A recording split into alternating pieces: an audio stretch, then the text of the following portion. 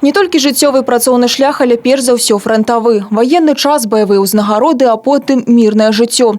У пастаяннай экспазіцыі брэсцкай мытні гісторыі многіх ветэранаў Вялікай Айчыны, якія тут працавалі. Конечно, вот этот состав таможенников, он, как можно сказать, это золотой фонд таможни. Они заложили яркие традиции служения своей стране, своему народу.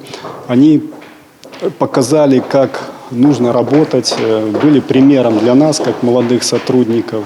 И, по сути дела, основа таможни, современной таможни, которая была создана в 1939 году, она базировалась именно на тех ветеранах Великой Отечественной войны.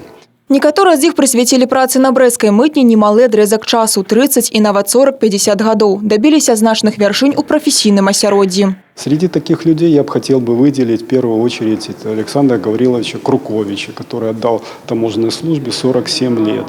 На протяжении долгого времени он руководил отделом кадров. По сути дела, через отдел кадров проходили те будущие кандидаты на службу в Брестскую таможню и получали, по сути дела, путевку в профессию именно благодаря Александру Гавриловичу Круковичу. Сёння са 180 гісторый толькі адно можна пачуць з першых вуснаў. 93-гадовы сацюк Владимир Петрович у брэсцкую мытню прыйшоў у 1985 годзе і аддаў службе ў ёй 14 гадоў.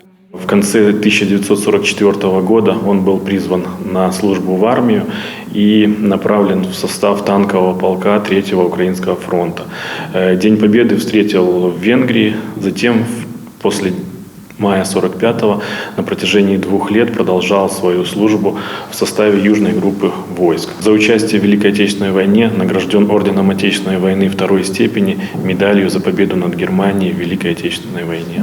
180 увекавечаных імён яшчэ не ўся пошукавая работа брэсцкіх мытнікаў. Яны далей працягнуць вывучаць архівы, каб адшукаць і увекавечыць усіх ветэранаў Вялікай Айчыны, якія тут працавалі. Нашчадкі павінны ведаць і памятаць пра сваіх герояў. Ганна Буйкевіч, Александр Сівіцкі, тэлерадыёкампанія «Брэст».